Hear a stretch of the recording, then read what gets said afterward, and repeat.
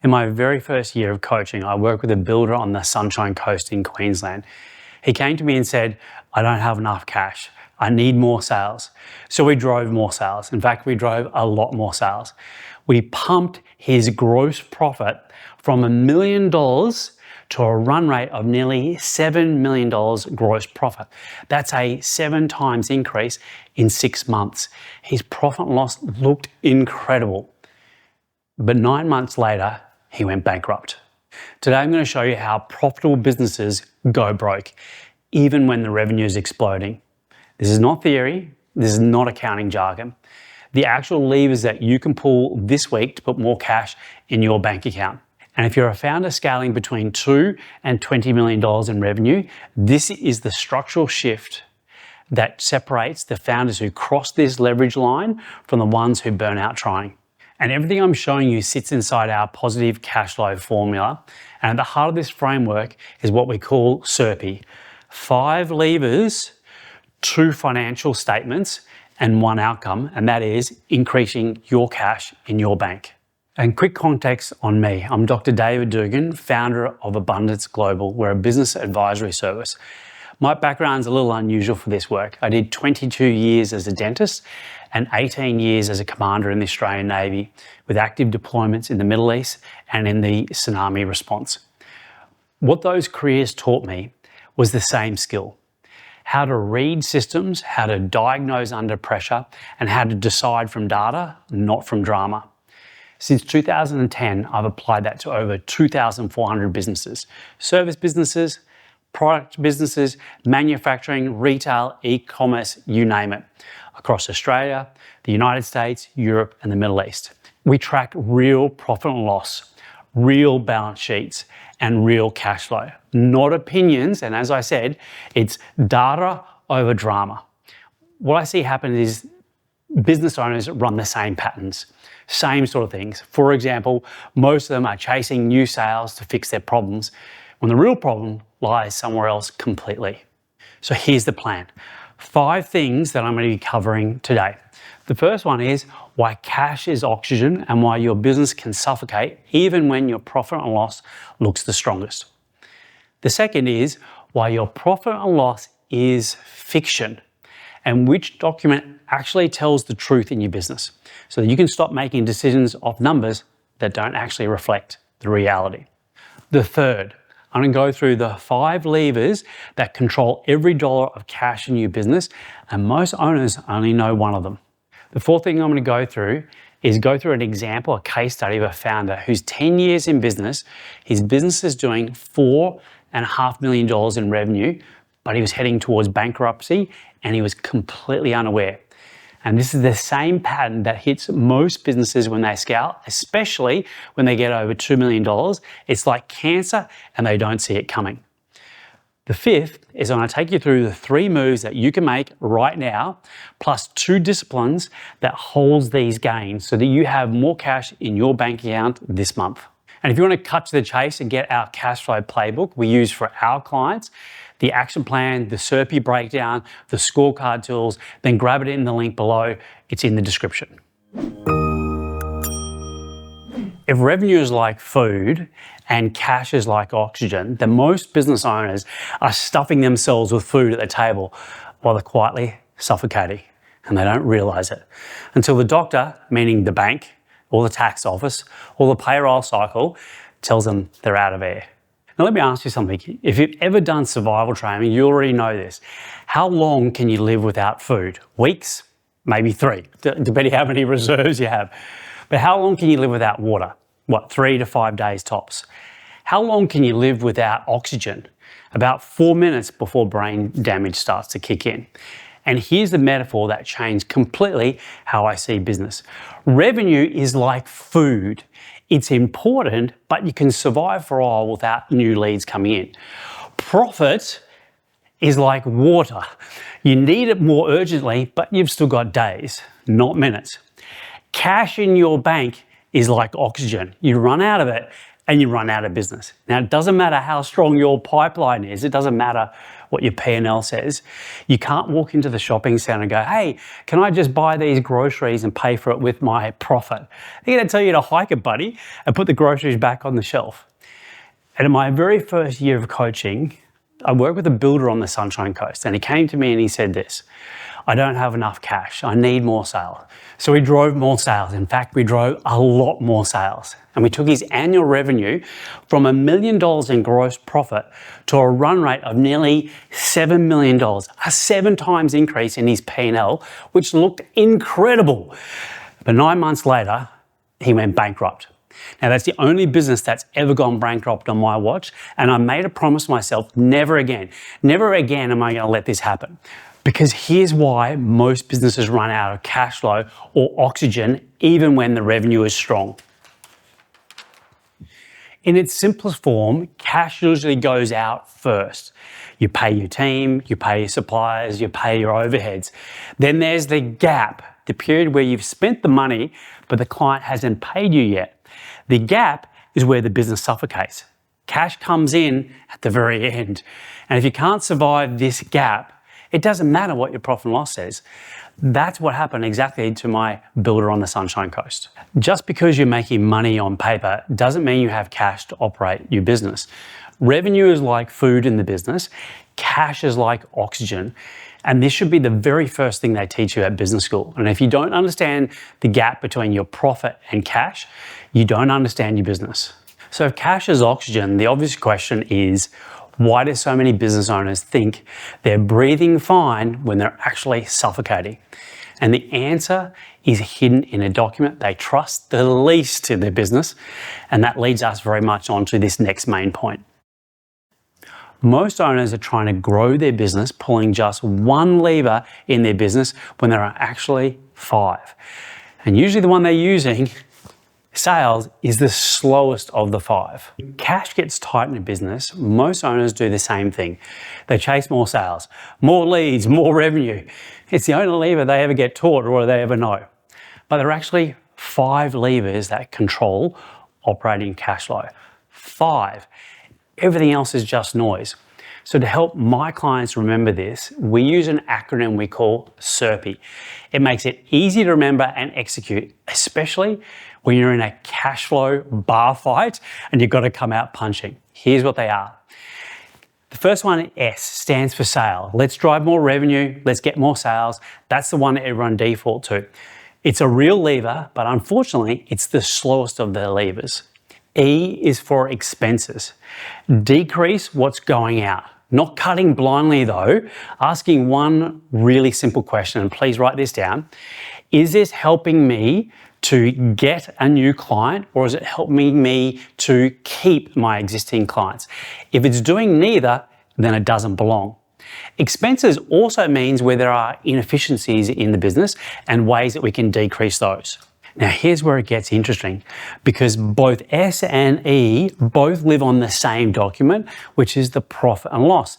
Now that's the document that's based on fiction, not on fact. But the next 3 levers live somewhere else completely.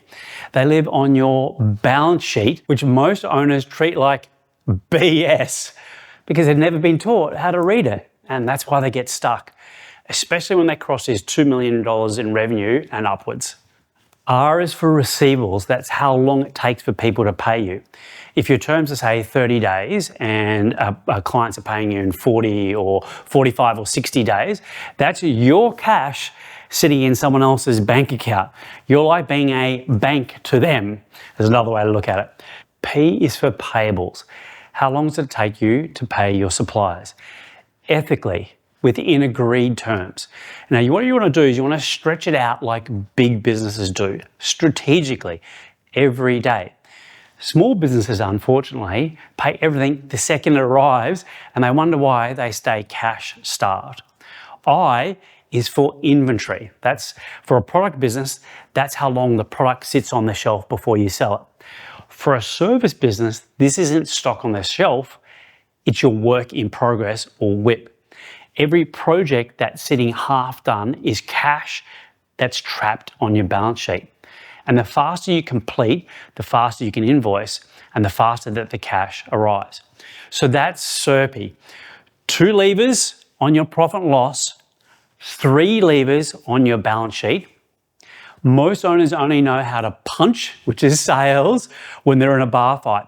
SERPI gives you 4 more moves. And here's the part that catches most people out. When cash is tight, the fastest levers are almost always R, P, and I, and it's not sales. You don't need a marketing funnel hacking genius in your business to fix your cash flow. You do need to know which lever to pull, and most of the time it's not the one that you think.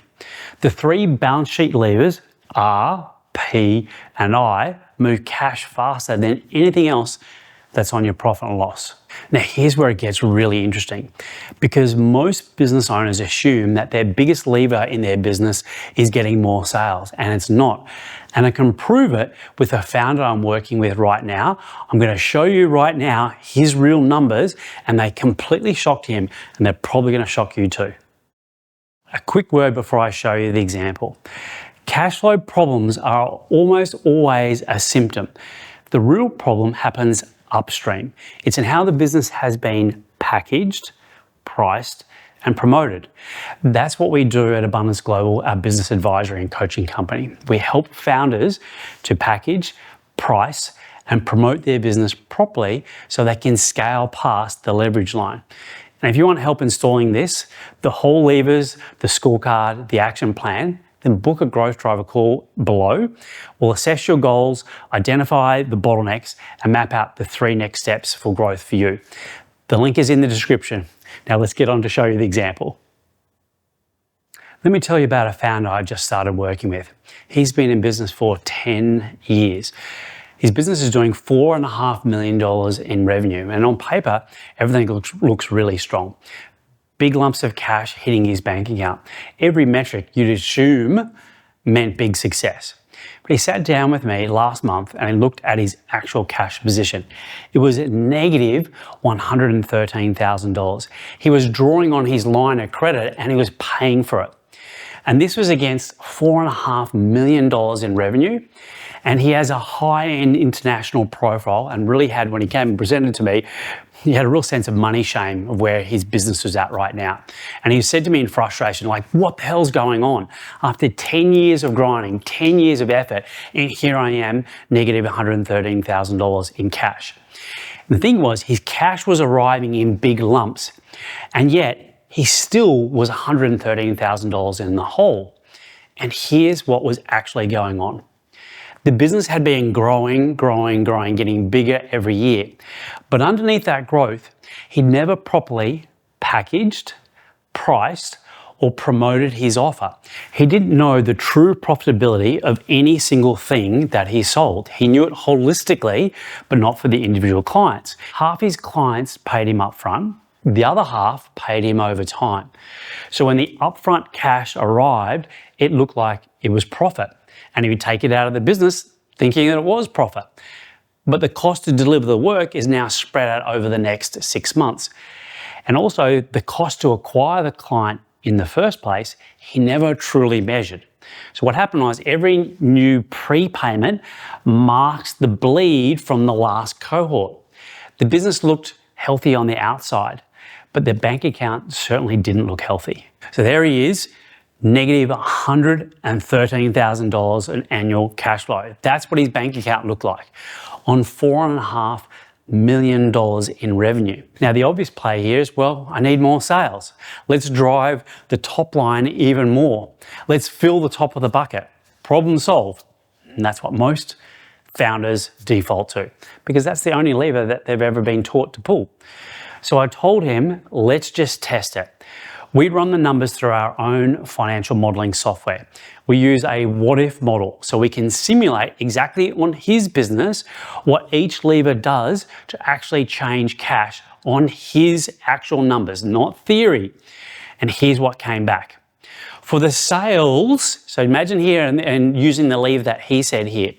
For the sales, what would it take us to get the business positive? Well, what it would take us to do to get the business positive is we need to increase the sales to $7.6 million. And even then, you'd only get the cash positive by $3,900. We'll round it up to $4,000. Now, keep in mind, this $4,000 is for the whole year. This is cash flow, yep? That's not a solution. That's just a treadmill that has a delivery cost that's stuck in that he has to deliver over time. And here's the kicker. 69% increase in revenue. That's what that equals, 69%. So you just think about that. More marketing spend, more salespeople, more onboarding, and most owners don't even know what the cost to acquire the client actually is. They're pushing harder and harder on the most expensive lever, which is sales, and they can't even measure that bringing in a sale, what it's actually costing them. And this is why founders get stuck between $2 and $20 million. So when I was sitting down with him, I told him, let's just put the sales to the side for a moment. Let's keep your same revenue, same team, yes, the same $4.5 million. And let's pull the other 3 levers that sit on your balance sheet instead. Move 1, his receivables. His clients that he was invoicing every month had drifted in their payment to him. In fact, they drifted by 12 days slower than what they used to, which frequently happens when a business is growing and growing. The team gets busy, they get a little bit sloppy. 12 days of cash sitting in someone else's bank account instead of his. We brought the receivables back to where they were just 6 months earlier. Remember, it's the same revenue, the same team, it's the same business. All we did is bring that forward.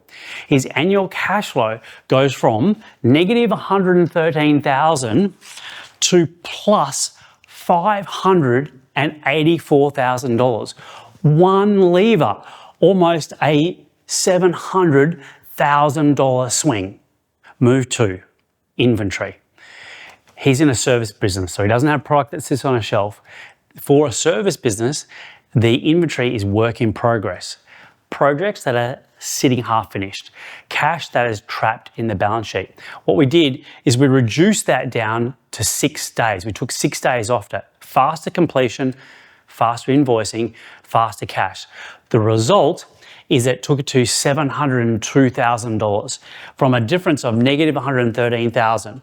Minus 12 days on his receivables. We looked at his inventory, took 6 days off, and now he's $702,000 cash better off. Move 3, payables. What we did is we extended the payable days by 8 days, ethically, within agreed terms. We just stopped paying the suppliers the second that the invoice arrived. Now, cumulatively, these 3 things meant that his cash flow was $871,000 better off, $871,000 of positive cash flow. Same revenue, same business, same team.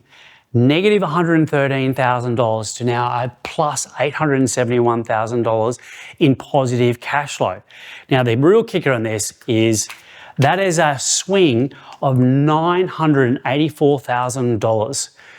3 balance sheet levers, R, I, and P. It's once you've got the balance sheet right, then and only then should you press on the go fast with the revenue, because when you add to the revenue, the new sales moves through to cash much quicker. Most owners run this backwards, and that's why they grow, and then boom, they're gone. And here's what most founders don't see, and what made his situation invisible for the last 10 years. This isn't a leak, it's cancer. A leak you can hear, cancer you can't. Because initially, things looked fine for him. Money was coming in. The profit and loss looked healthy. But what was happening was the books were practically kept in cash format, not true accrual. Even if your bookkeeper clicks the accrual setting on your bookkeeping software. So what happens is you spend what you see in your profit and loss, not what you've actually earned. So what that meant was every prepayment that lands as a liability dressed up as revenue. And by the time you feel it, you're not just $113,000 in the hole, which is bad enough as it is, you're $113,000 down, plus you've got another 5 months of delivery still owed to the clients who have already paid you.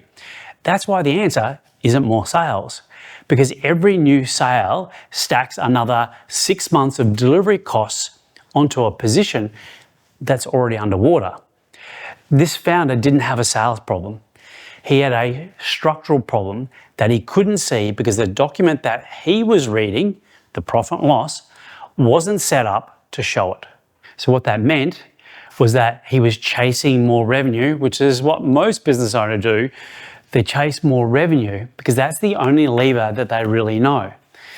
But the levers that actually move cash the fastest are receivables, payables, and inventory. The three that are sitting quietly on your balance sheet, which is a fact document, not the P&L fiction document. Because for him, cash isn't created by selling more. Cash is released by moving the right levers. So the question becomes, what can you do? What can you do this week practically to start pulling these levers? That's the cash flow action plan, and that's what I'm covering next. So how do we actually fix this? You don't need to overhaul your business. You do need to know the 3 moves, chosen well, executed this week. So by this time next month, you should see way more cash in your bank. And this is exactly what we did with this 10-year founder. 3 moves, just 3 moves, one on each of his balance sheet levers. This is the part that most owners want. They want the action plan, the 3 moves, the what do I do on Monday morning when I'm getting into the business. That's what we're going to be covering now. R for receivables. What he was doing, he was giving discounts to clients who paid him up front. The thing was, the discounts were eating into his margins and he couldn't see it.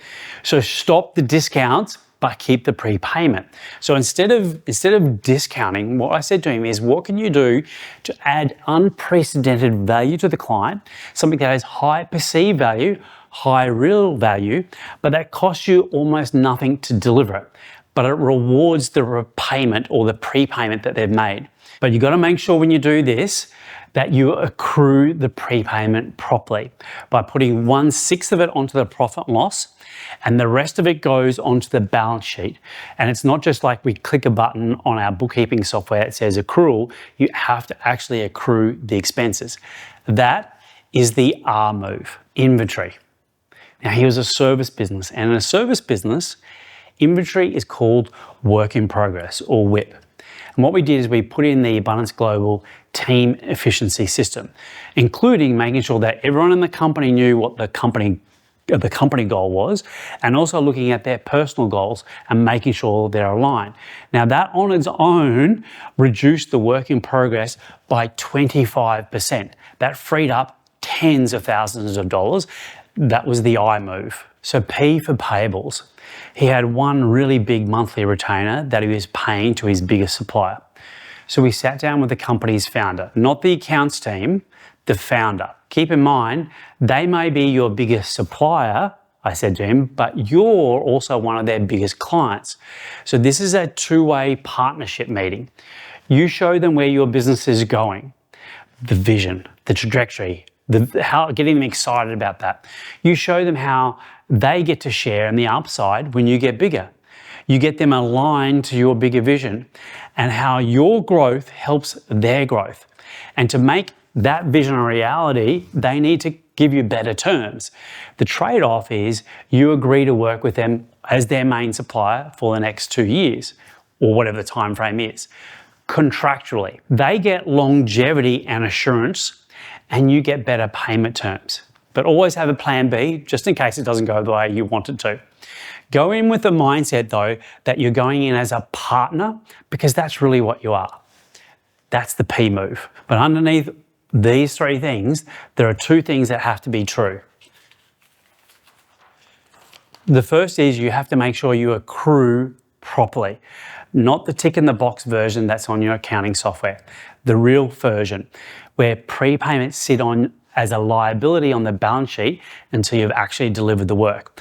The second thing is to make sure that you review this every monthly, not annually, because cash flow problems compound quietly. By the time your accountant tells you at the end of the financial year that the last year was tight, you've already lost the chance to fix it. Here's the principle that holds this whole thing together. You don't need some big killer punch. You don't need the one big thing that's going to change everything in your business. What you need is to do the basics. In every condition that's going on or every environment, the fundamentals executed every week. That's how cash flow gets bigger. That's how cash flow is truly built, especially once you get above $2 million. So stop swinging for this big knockout. Start pulling the levers I just gave you. I gave you examples on receivable, inventory, and payables. You'll notice that there are asterisks here because that was the example that was pertinent for him. In the cash flow playbook that we've got in the link below, we're going to go through and there's a whole stack of options that are going to be more relevant for lots of other businesses as well. All you need to do is to click on the link, download it, and you can see. It'll be more appropriate for your industry, your stage, and your client base. Here's the thing though, the principles still hold across all businesses. And here's what most founders don't see and what makes this prescription work. The cruel point underneath these three moves is the discipline most owners skip over. Most balance sheets are BS. And this time I don't mean balance sheet, I mean the other kind of BS. The numbers are just wrong. The deferred revenue is missing. The work in progress isn't tracked. That's not a software problem, that's a discipline problem. So just ticking the accrual box in your bookkeeping software and reporting changes, that won't work. The real work is actually accruing the income that is coming in, making sure that the bookkeeper actually moves the prepayment to a liability and only releases it as revenue when the work is delivered. That's the part that most owners never close. And if that founder that I was working with had accrued properly from day one, this problem wouldn't have been a cancer that was slowly eating away at his business and at his cash flow. It would have been visible from day one. He could have fixed it in month 2. Instead, it took 10 years and $113,000 in the hole to get his attention. Because he had consistent cash flow every quarter, what was happening was being partially covered up. But along the way, there were actually signs. And there were plenty of signs when he had to put money into the business. When the business didn't keep on growing at a certain rate, he was going on a bit cash poor. And the end result was he's never really pulled the cash out of the business that he'd hoped for. He's 10 years of grinding away in the business and all the stress. The business was making money, but it was a zombie business. It was alive enough to just pay him, but not alive enough to really grow.